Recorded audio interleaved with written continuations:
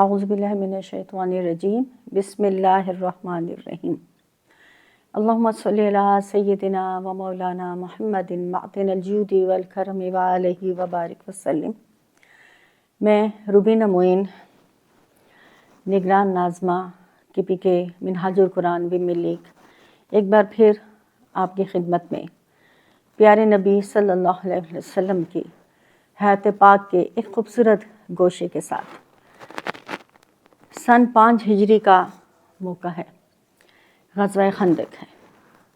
سخت سردی، بھوک، پیاس اور خوف کا عالم ہے۔ قریش کے جتھے یعنی احزاب اتنی تعداد میں اکٹھے ہو کے آئے ہیں کہ اس سے پہلے اس کی مثال نہیں ملتی۔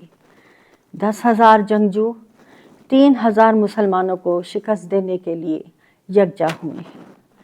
یہودیوں نے مسلمانوں سے بدلہ لینے کے لیے قریش کو ساتھ ملایا۔ بنو غطفان، بنو اسد، بنو سعد، بنو سلیم اور دیگر قبائل بھی ان کے ساتھ ہیں۔ 10,000 جنگجوؤں کا لشکر مسلمانوں کو کچلنے کے لیے زر و بکتر میں ڈوبا کھڑا ہے۔ ابو سفیان بن حرب ان جتھوں کی قیادت کر رہا ہے۔ آپ صلی اللہ علیہ وآلہ وسلم اپنے صحابہ کرام سے مشاورت فرماتے ہیں اور حضرت سلمان فارسی رضی اللہ تعالیٰ عنہ کا مشورہ پسند کر کے خندق کھودنے کا حکم فرماتے ہیں۔ شدید سردی، بھوک، خوف، اس احساس کو کم کرنے کے لیے حضرت عبداللہ بن رواحہ رضی اللہ تعالیٰ عنہ، شاعر رسول صلی اللہ علیہ وآلہ وسلم، عزت و شرف کے گھرانے سے تعلق رکھنے والے، اپنے گھرانے کے سردار، شاعر رسول صلی اللہ علیہ وآلہ وسلم، کاتب وحی اور مقربین رسول اللہ صلی اللہ علیہ وسلم میں شامل، اپنی خوبصورت اور بلند آواز میں اشعار پڑھتے ہیں۔ خندق کے ارد گرد کے پہاڑ حضرت عبداللہ بن رواحہ رضی اللہ تعالیٰ عنہ کی آواز سے گونجنے لگتے ہیں، جھوم اٹھتے ہیں۔ وہ فرماتے ہیں اور حضرت انس سے یہ حدیث پاک ہے، بخاری شریف میں یہ درج ہے۔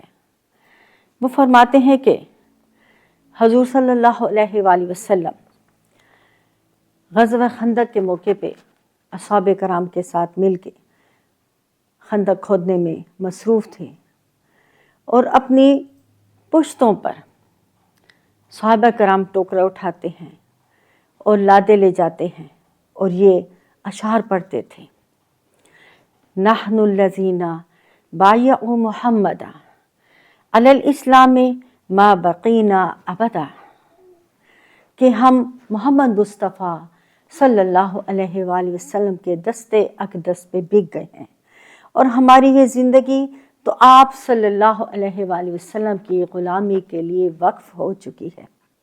حضور نے جب اپنے غلاموں کی، اپنے جانثاروں کی یہ بات سماعت کی، یہ اشعار سماعت فرمائے، تو آپ کی زبان اقدس پر اپنے پروانوں کے لیے یہ الفاظ جاری ہوئے: اللہم لا عیش الا عیش الآخرہ فبارک فی الانصار والمہاجرہ، کہ اے اللہ، اصل بھلائی اور کامیابی تو آخرت کی زندگی میں بھلائی اور کامیابی ہے، بس انصار اور مہاجرین کو برکت عطا فرما۔ خود سوچئے کہ خندق کھودتے وقت سردار دو جہاں آپ کریم صلی اللہ علیہ وآلہ وسلم کی آواز خندق کی وادی میں، اس وادی میں گونج رہی ہے۔ پرندے، پہاڑ، پتھر آپ صلی اللہ علیہ وآلہ وسلم کی آواز کو سماعت فرماتے ہیں، آپ کے اشعار کو سماعت فرماتے ہیں، آپ کی اصحاب کے لیے کی گئی دعا کو سماعت فرماتے ہیں۔ اور حضرت برا بن عازب فرماتے ہیں کہ خندق کھودتے وقت میں نے سردار دو جہاں حضور صلی اللہ علیہ وآلہ وسلم کو دیکھا کہ آپ بھی مٹی ڈھو رہے ہیں۔ سبحان اللہ، آپ مٹی ڈھو رہے ہیں، یعنی وہ ذات، وہ مبارک ذات کہ جس کی تعریف، جس کی نعت قرآن میں اتری اور جو اولین اور آخرین کے سردار ہیں اور جو مقام محمود پہ فائز ہوں گے، وہ جن کو آپ صلی اللہ علیہ وآلہ وسلم کو تمام دنیا کے خزانوں کی کنجیاں عطا کی گئیں، آپ کے دست اقدس میں تھمائی گئیں، اور جو خود فرماتے ہیں انما انا قاسم واللہ یعطی، بے شک میں بانٹنے والا ہوں اور میرا رب مجھے عطا فرماتا ہے۔ اور حضور کے دست اقدس سے تمام خزانے مخلوقات میں تقسیم کیے جاتے ہیں، اور وہ مٹی ڈھو رہے ہیں، وہ مزدوری کر رہے ہیں، اور جن کا جسم اقدس صحابہ فرماتے ہیں اتنا خوبصورت تھا جیسے چاندی میں ڈھلا ہوا ہو۔ اور حضرت ماریہ بی بی فرماتی ہیں کہ میں نے حضور کی ہتھیلی سے زیادہ نرم اور ملائم، اطلس اور ریشم سے بھی زیادہ آپ کی ہتھیلی کو ملائم پایا۔ انہی ہاتھوں سے آپ پتھر ڈھو رہے ہیں، مٹی اٹھا رہے ہیں، اور صحابہ کرام بھوک کے عالم میں لاچار ہو کے آپ صلی اللہ علیہ وآلہ وسلم اس عالم میں کہ صحابہ آپ کو بتاتے ہیں کہ بھوک سے ہمارا اس قدر حال خراب ہو چکا ہے کہ کرتا اٹھاتے ہیں تو پیٹ پہ پتھر بندھے ہوئے ہیں، اور آپ صلی اللہ علیہ وآلہ وسلم جب اپنا کرد اقدس اٹھاتے ہیں تو 2 پتھر باندھے ہوئے ہیں۔ اپنے صحابہ کو ان اشعار سے، ان دعاؤں سے تسلی دینے والے وہ ہمارے پیارے رسول، وہ محبوب کبریا حضرت رواحہ کے اشعار کو دہراتے ہیں۔ خندق کی وادی آپ کی آواز سنتی ہے، آپ کی زیارت کرتی ہے۔ آپ جس وقت یہ اشعار پڑھ رہے تھے اور حضرت رواحہ کے اشعار کا جواب بھی دیتے تھے، تو ہم جب یہ حدیث پڑھتے ہیں، اور یہ حدیث کثرت سے پڑھی جاتی ہے، اللہم لا عیش الا عیش الآخرہ، لیکن کتنے لوگ جانتے ہیں کہ یہ حضور صلی اللہ علیہ وآلہ وسلم کے اشعار ہیں جو آپ نے دعا کی صورت میں اپنے انصار اور مہاجرین کے لیے کہے۔ اور حضرت انس فرماتے ہیں کہ آپ آخری مصرعے کو کھینچ کے دہراتے تھے۔ سبحان اللہ، وہ کیسی آواز ہوگی، وہ کیسی وادی تھی، وہ کیسی صحبتیں تھیں، وہ کیسے جانثار تھے جنہوں نے یہ وقت دیکھا اور یہ محبتیں سمیٹی۔ اور آپ صلی اللہ علیہ وآلہ وسلم نے فرماتے تھے فاغفر للمہاجرین والانصار، اور ایک جگہ آپ صلی اللہ علیہ وآلہ وسلم فرماتے تھے فانصر الانصار والمہاجرہ، اور ایک جگہ آپ نے فرمایا کہ اے اللہ میرے مہاجرین کو برکت عطا فرما، اللہم لا خیر الا خیر الآخرہ۔ تو یہ کتنی خوبصورت آپ صلی اللہ علیہ وآلہ وسلم کی دعا، اور جب آپ یہ دعا فرماتے تھے اور صحابہ آمین آمین کہتے ہوئے اس دعا کی برکتیں سمیٹتے ہوں گے، ان کے دل کیسے جھومتے ہوں گے، اور وہ کس طرح ساری بھوک پیاس، سختی، سردی، خوف بھول جاتے ہوں گے کہ ان کا محبوب ان کو دعا دے رہا ہے۔ آپ صلی اللہ علیہ وآلہ وسلم ان اشعار کے ذریعے اپنے صحابہ کی ہمتیں بندھاتے رہتے تھے۔ قربان جائیے آپ کی اس ہستی سے کہ آپ نے فرمایا کہ جنگ احزاب اور جنگ خندق میں جب آپ مٹی ڈھو رہے تھے، اور حضرت برا فرماتے ہیں رضی اللہ تعالیٰ عنہ کہ میں نے آپ کو دیکھا کہ آپ خندق کی مٹی اٹھا کر لے جاتے تھے، یہاں تک کہ میں نے دیکھا کہ آپ صلی اللہ علیہ وآلہ وسلم کے شکم مبارک کی جلد پر گرد و غبار پڑی ہوئی تھی، اور آپ صلی اللہ علیہ وآلہ وسلم کے جسم اثر پہ کافی بال تھے۔ بس میں نے سنا کہ آپ مٹی دھوتے ڈھوتے ہوئے حضرت عبداللہ بن رواحہ رضی اللہ تعالیٰ عنہ کے یہ اشعار پڑھ رہے تھے، جن کا ترجمہ یہ ہے تو ہدایت گر نہ فرماتا ہمیں پروردگار، کیسے بن سکتے تھے ہم بندے تیرے طاعت گزار، ہم پہ اے رحمان فرما اپنی رحمتوں کا نزول، ہو مقابل دشمنوں کے قلعہ مرصوص وار، ہر کمی گاہ سے بدخواہوں کی ہم ہو باخبر، ان کے فتنوں اور مکروں سے رہے ہم ہوشیار۔ اور یہ آپ اشعار پڑھتے تھے، اشعار دہراتے تھے، اور آپ ان اشعار کا جواب دیا کرتے تھے۔ یعنی میرے آقا کریم صلی اللہ علیہ وآلہ وسلم اس جو شاعری کی جو حص تھی جو अशार थे उनको सुनते भी थे, समाअत भी फरमाते थे और उसकी दाद भी दिया करते थे। हज़रत शरी रिवायत फरमाते हैं, ये जो मैंने आपको हदीस सुनाई है ये बुखारी शरीफ की और मुतफ़क़ अलैह हदीस मुबारक है। हज़रत शरी रिवायत फ़र्क करते हैं कि हज़रत आयशा रज़ियल्लाहु ताला अन्हा से पूछा गया, क्या नबी अकरम सल्लल्लाहु अलैहि वसल्लम शेर भी पढ़ा करते थे? उन्होंने फरमाया, हाँ, आप सल्लल्लाहु अलैहि वसल्लम हज़रत इब्ने रवाहा रज़ियल्लाहु ताला अन्हु का ये शेर पढ़ते थे, तेरे पास वो शख्स खबरें लेके हाजिर होगा जिससे तूने उनके लाने के लिए ज़्यादा राह भी नहीं दिया होगा। ये हदीस जो है ये तिरमिज़ी शरीफ में इमाम तिरमिज़ी ने रिवायत की, अहमद में, निसाई और अपनी इब्न अबी शैबा ने भी इसको रिवायत किया है। इमाम अबू ईसा ने फरमाया कि ये हदीस हसन सही है। तो ये आप सल्लल्लाहु अलैहि वसल्लम इस चीज़ को ताकीदन भी फरमाते थे। नबी करीम सल्लल्लाहु अलैहि वसल्लम की ज़ात अक़दस से मंसूब ये हदीस मुबारक हज़रत अब्दुल्ला बिन अब्बास रज़ियल्लाहु ताला अन्हु फरमाते हैं कि हज़रत आयशा सदीक़ा ने अंसार में से अपनी किसी कराबतदार लड़की का निकाह करवाया तो हुज़ूर नबी अकरम सल्लल्लाहु अलैहि वसल्लम तशरीफ़ लाए। उन्होंने फरमाया, क्या तुमने लड़की को कोई तोहफ़ा दिया? लोगों ने अर्ज़ की, हाँ। आप सल्लल्लाहु अलैहि वसल्लम ने फरमाया, क्या तुमने उसके साथ कोई गुनगुनाने वाला भी भेजा है? उन्होंने अर्ज़ किया, नहीं। तो रसूलुल्लाह सल्लल्लाहु अलैहि वसल्लम ने फरमाया, अंसार गाने को पसंद करते हैं, अगर तुम इनके हमरा कोई गाने वाला भेज देती तो वो कहता जाता, आतैनकुम आतैनकुम फ़हय्यना वहय्यकुम। यानी कितने खूबसूरत अल्फाज आप सल्लल्लाहु अलैहि वसल्लम के। आप फरमाते हैं कि आप उनको भेजती और वो गुनगुनाता ताकि पता चलता कि बच्ची की शादी और खुशी का मौका है। और इन अल्फाज के आतैनकुम आतैनकुम फ़हय्यना वहय्यकुम कि हम तुम्हारे पास आए हैं, तुम हमें मुबारकबाद दो, हम तुम्हें मुबारकबाद देंगे। तो नबी पाक सल्लल्लाहु अलैहि वसल्लम की ज़ात अक़दस के ये प्यारे प्यारे गोशे, ये प्यारे प्यारे पहलू जिन्हें हम पढ़ते हैं, सुनते हैं, तो हमें अपने आका से और मोहब्बत हो जाती है और उनसे निस्बत कुर्बत नसीब होती है। नबी पाक सल्लल्लाहु अलैहि वसल्लम एक मुअल्लिम भी थे, एक मुबल्लिग़ भी थे, एक बेहतरीन सियासतदान भी थे, एक बेहतरीन बाप भी थे और आप बेहतरीन शौहर, बेहतरीन दोस्त।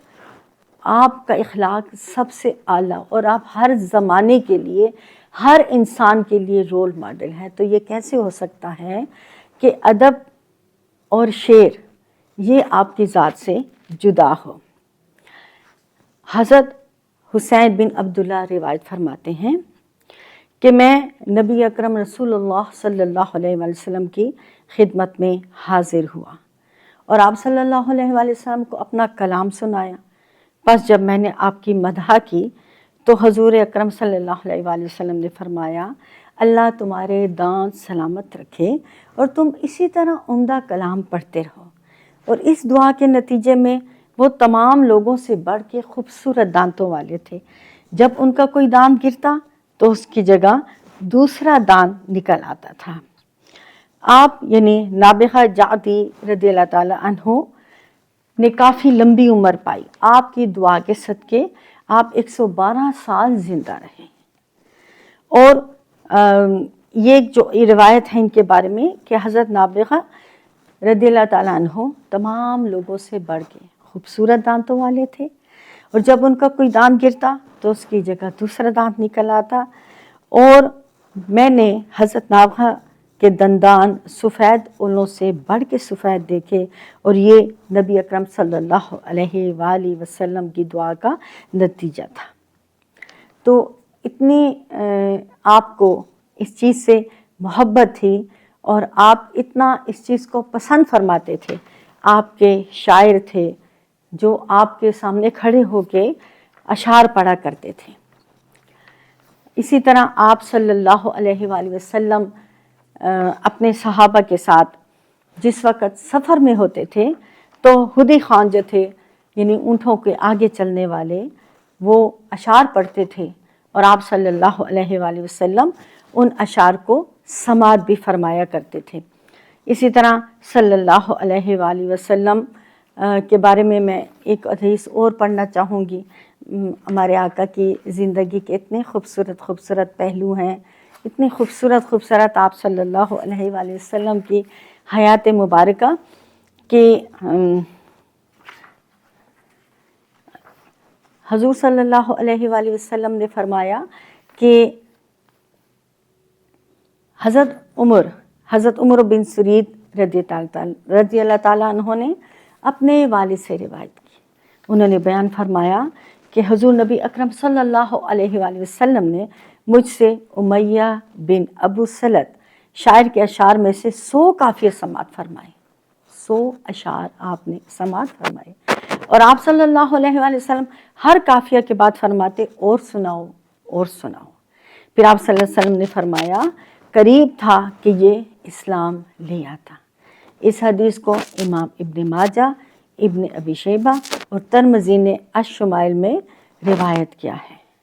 اسی طرح جب نبی پاک صلی اللہ علیہ وآلہ وسلم مکہ سے ہجرت فرما کے مدینہ تشریف لائے اور بنو نجار کی بچیاں یعنی آپ کے نانہال کی بچیوں نے آپ کے استقبال کی تیاری کی اور بہترین کپڑے پہن کے دف ہاتھوں میں لے کے آپ صلی اللہ علیہ وآلہ وسلم کا استقبال کیا اشعار کے ساتھ۔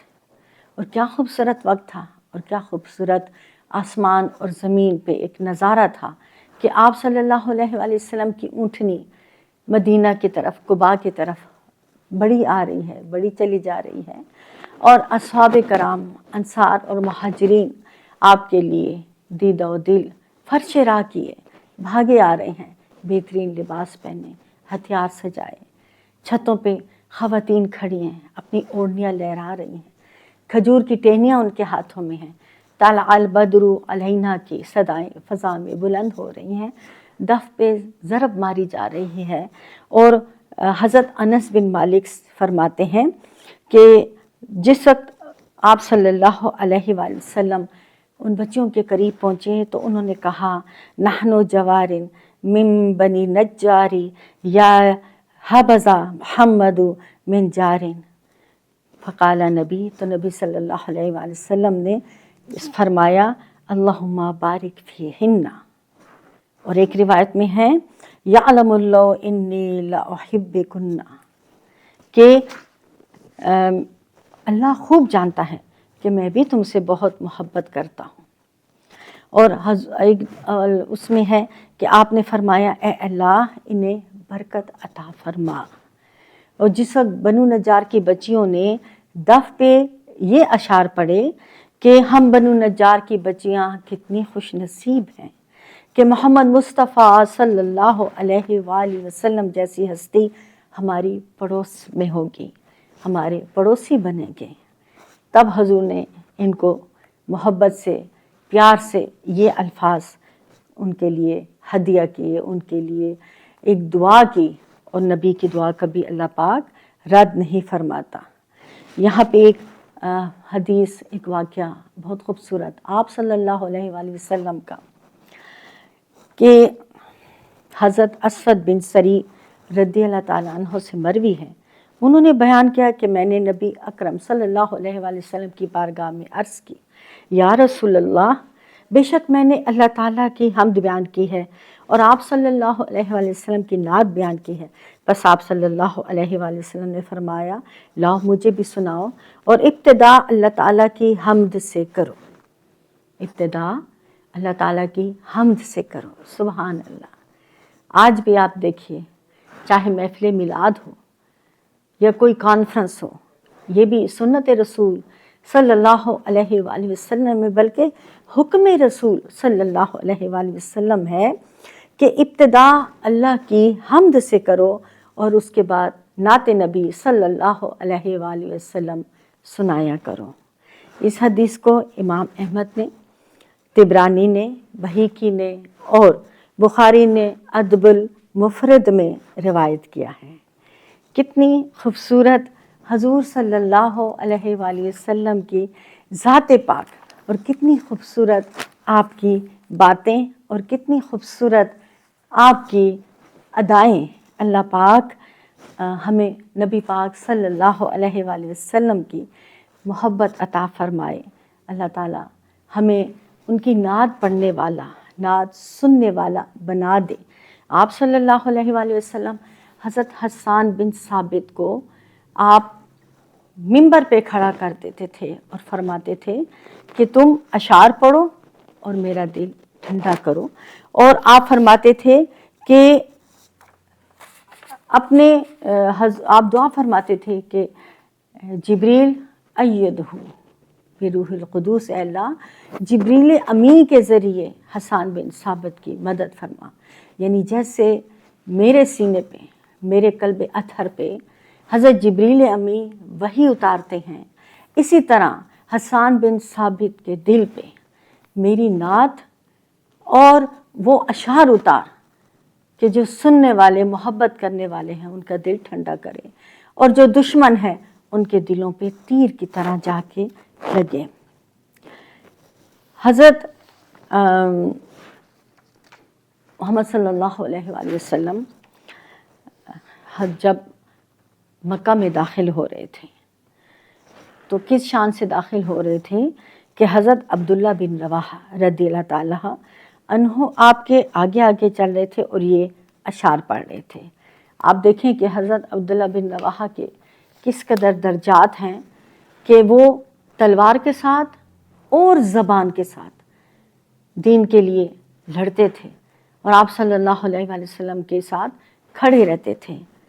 تو وہ پڑھ رہے تھے کافروں کے بیٹوں، نبی اکرم صلی اللہ علیہ وآلہ وسلم کے رستے سے ہٹ جاؤ، آج ان کے آنے پہ ہم تمہاری گردنیں مانیں گے۔ ایسی ضرب جو کھوپڑیوں کو گردن سے جدا کر دے اور دوست کو دوست سے الگ کر دے۔ اس پہ حضرت عمر رضی اللہ تعالیٰ عنہ نے فرمایا، اے عبداللہ بن رواحہ، رسول اللہ صلی اللہ علیہ وآلہ وسلم کے سامنے اور اللہ کے حرم میں شیر کہتے ہو؟ رسول اللہ صلی اللہ علیہ وسلم نے فرمایا، قربان جائیے۔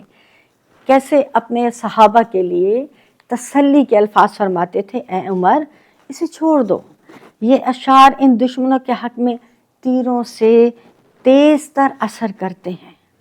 اور یہ حدیث پاک امام ترمذی، امام نسائی اور امام بغوی نے روایت فرمائی ہے۔ امام ترمذی نے فرمایا یہ حدیث حسن صحیح ہے، اور امام بغوی رحمۃ اللہ علیہ نے فرمایا کہ اس کی سند صحیح ہے۔ اور جب آپ صلی اللہ علیہ وآلہ وسلم اپنے صحابہ کے ساتھ بیٹھتے تھے تو ان سے اشعار سماعت فرمایا کرتے تھے۔ صحابیات میں بھی ایسی خواتین تھیں جو آپ کے سامنے آپ کی تعریف کرتی تھیں۔ مشکوٰۃ شریف میں ایک حدیث ہے بہت پیاری خوبصورت کہ آپ صلی اللہ علیہ وآلہ وسلم کی بارگاہ میں ایک حبشن کنیز حاضر ہوئی، اور اس نے کہا، یا رسول اللہ صلی اللہ علیہ وآلہ وسلم، میں نے منت مانی ہے کہ جب اللہ آپ کو صحت دے گا تو میں آپ کو دف کے ساتھ نعت سناؤں گی، آپ کا قصیدہ، آپ کی مدح کروں گی۔ تو حضور صلی اللہ علیہ وسلم مسکرائے، فرمایا اچھا سناؤ، اور وہ آپ صلی اللہ علیہ وسلم کے سامنے کھڑی ہو گئی اور تب بجا بجا کے آپ کو نعت سنانے لگی، آپ کے سامنے آپ کی مدح سرائی کرنے لگی۔ اتنے میں حضرت عمر فاروق تشریف لے آئے۔ اس حبشن خاتون کنیز جو تھی، اس نے جب حضرت عمر فاروق کو دیکھا تو وہ ڈر گئی اور وہ دف نیچے رکھ کے اس کے اوپر بیٹھ گئی۔ حضور صلی اللہ علیہ وآلہ وسلم مسکرائے، ہنس پڑے اور فرمایا، عمر تو وہ ہے کہ جب جس گلی سے بھی گزرے تو شیطان اس گلی سے بھی بھاگ جاتا ہے۔ یعنی تم تو ایک کنیز ہو، ایک عورت ہو، تم کیسے نہیں حضرت عمر فاروق سے ڈرو گی؟ شیطان ان کی گزرگاہ سے بھی بھاگ جاتا ہے جہاں حضرت عمر فاروق گزر رہے ہوں۔ تو یہ آپ کریم صلی اللہ علیہ وآلہ وسلم جہاں جہاں انسانی حیات کا جو پہلو ہے اس کے لیے رول ماڈل ہیں، تو وہاں یہ بھی ہے کہ آپ صلی اللہ علیہ وآلہ وسلم کا ایک ادبی ذوق تھا، اور آپ کو اپنی مدحت سرائی پسند تھی، اور آپ حکماً فرماتے تھے کہ آپ کھڑے ہوں اور میری مدحت سرائی فرمائیں۔ حضرت کعب بن زہیر، حضرت علی، حضرت ابو طالب، یہ سارے، حضرت حسان بن ثابت، حضرت عبداللہ بن رواحہ اور بے شمار اصحاب کرام جو آپ کے سامنے مدحت سرائی کرتے تھے، آپ سے انعام پاتے تھے، آپ سے دعائیں سمیٹتے تھے۔